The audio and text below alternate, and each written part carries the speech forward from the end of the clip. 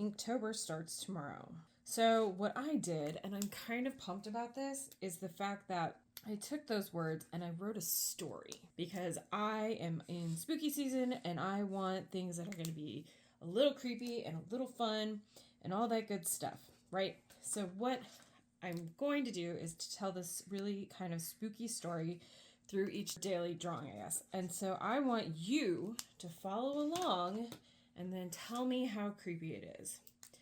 And I hope you enjoy it. And this is still therapy for my wrist, so please be kind. Enjoy.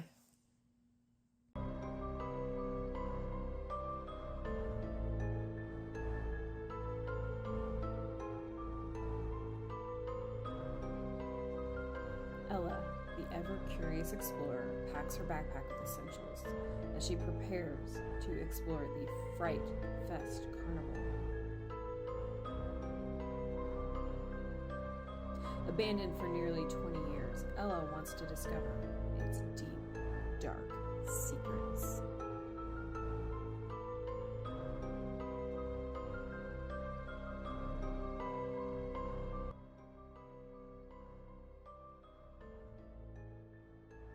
While packing her backpack in the attic, Ella discovers an old faded flyer. The flyer advertised the Fright Fest Carnival, which mysteriously vanished decades ago. The last time anybody had been there was in 1988. In fact, no one had been to that carnival since then.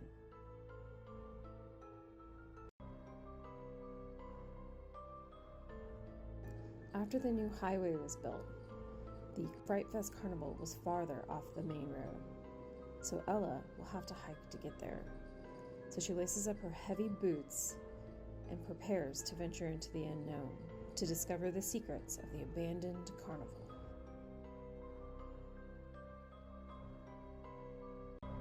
Arriving at the entrance of the crumbling abandoned carnival, Ella is greeted by exotic decaying attractions, once vibrant but now hauntingly silent.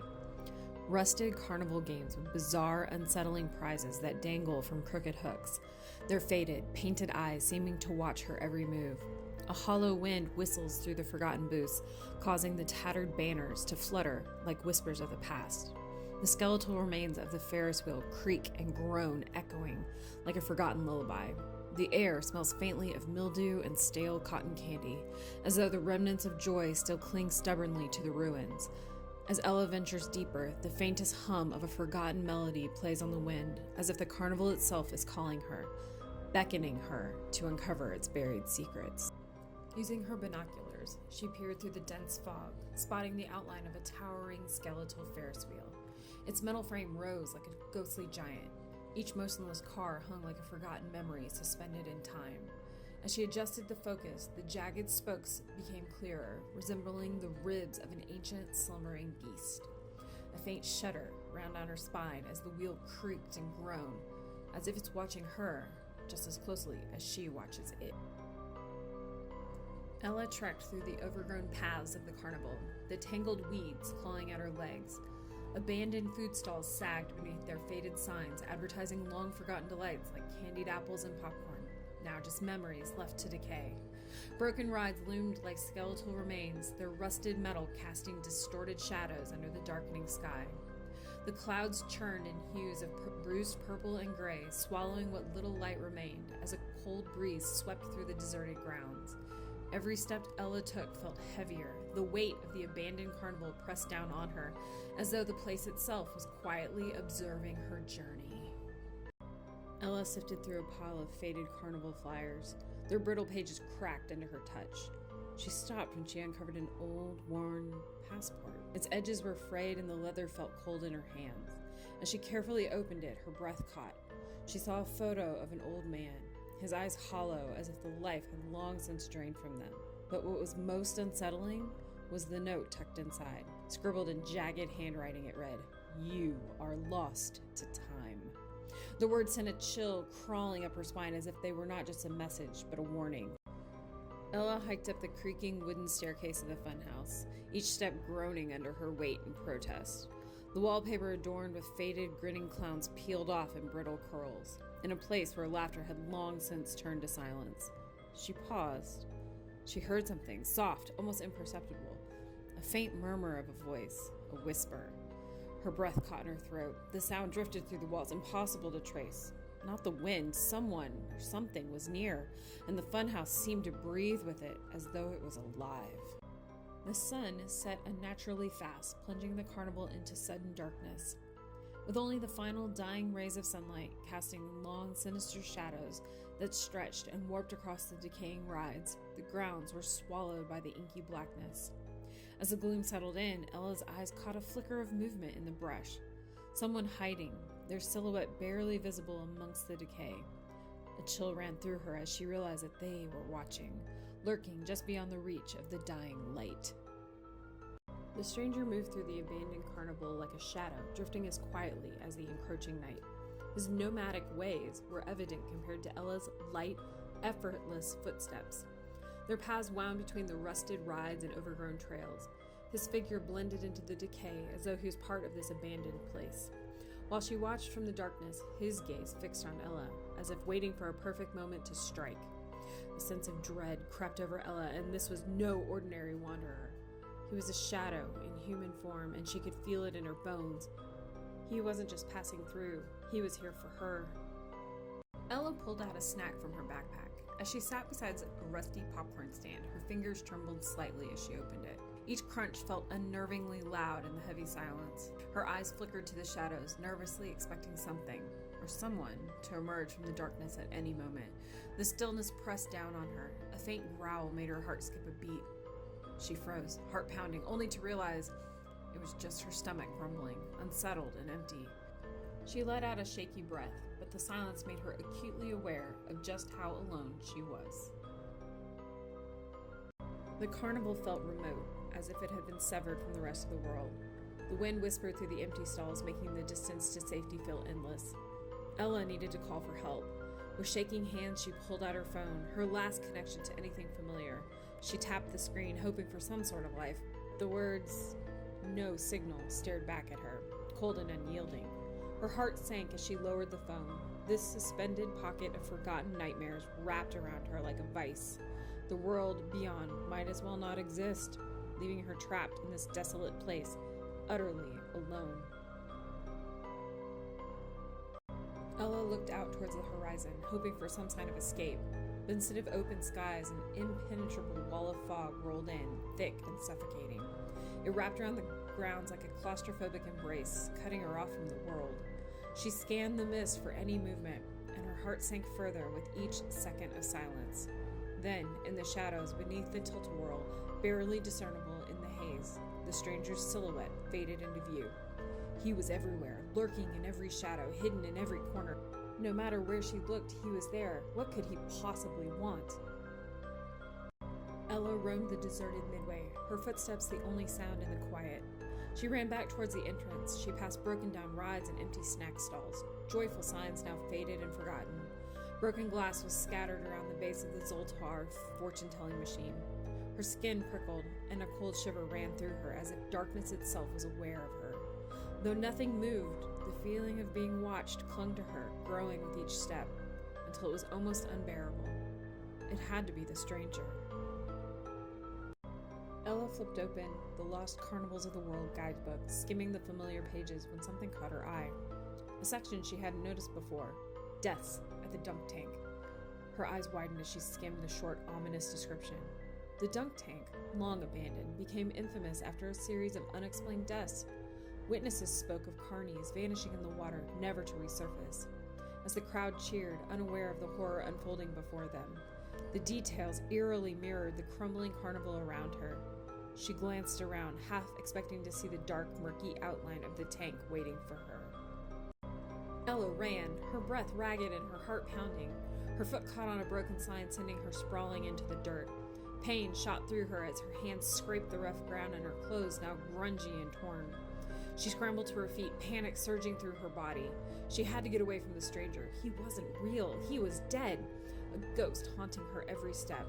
But the carnival seemed alive, its decaying structures looming around her like it was conspiring to hold her back, trapping her in its nightmare. Ella rolled over. Her hand brushed against something buried in the dirt, a worn-out journal. She sat up, squinting in the dim light as she opened it. It was the stranger's. Flipping through the brittle pages, she found disturbing notes, entries about a cursed carousel and an ill-fated midway. As she stared, the words began to appear, each one writing itself onto the page. I died here. You will too. We are all lost to time. The journal slipped from her hands as panic set in. The weight of the words pressed down as if they were already coming true.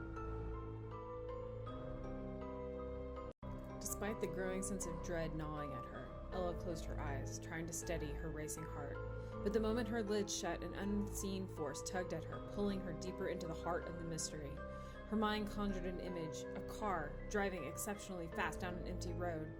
She couldn't see the driver, only the faceless outline behind the wheel. Suddenly, the car swerved, screeching violently as it careened towards her. She gasped, frozen in place. The terrifying impact only moments away. She screamed and opened her eyes. Ella stood in the shadow of the arcade, her breath shallow as she glanced around. Out of nowhere, a cascade of tokens clattered down from the ridge of the roof, bouncing off the ground and scattering at her feet. She froze, her heart pounding. It had to be the stranger. Was this his way of trying to keep her here, trapping her like all the others? You will die here, his words echoed in her mind, more menacing now. Panic set in as she questioned what to do next, stay and face him, or run while she still could. A deep, guttural snort sounded. A phantom rhinoceros materialized in the darkness, as though stitched together from shadows. Its glowing eyes glinted. There was something unnatural about the way it moved. The beast raised a long, gnarled finger and pointed towards the exit. The gesture felt disturbingly familiar. Go, it rumbled, the voice low and uneven, like words forced through a mask. For a fleeting second, Ella saw the stranger's cold eyes staring from beneath the rhinoceros' head. A chill ran down her spine. Whether it was costume or curse, she knew one thing. He was still watching, and he wanted her gone. Ella ran and came to an uncharted section of the carnival, a place that defied the map in her guidebook. Each step felt heavy, the air wrapped around her like a suffocating blanket. Before her loomed an unfinished roller coaster, its rusting tracks twisting into the air, overgrown with weeds and creeping vines, as if nature was reclaiming it. Shadows stretched unnaturally here, eager to swallow her whole. The carnival's vibrance had faded into dull grays, and an unsettling silence hung in the air, broken only by the occasional creak of forgotten rides. She could feel the stranger's presence, whispering that she had crossed a line into a territory that she was never meant to discover. Night had fallen fast, and Ella found herself camped beneath the counter of an old, decaying food stand. The cold, grimy metal pressed against her back as she tried to make herself small, her breathing shallow and uneven. She knew the stranger hid in the twisted shadows that stretched across the cracked pavement. Every sound, the rustle of leaves, the groan of distant rides, felt like his footsteps creeping towards her. She wasn't just hiding, she was trying to stay invisible. Someone was out there, and if she moved, if she made a single sound, he might find her. Ella's eyes landed on something half buried in the dirt, a knife covered in rust, jagged and menacing.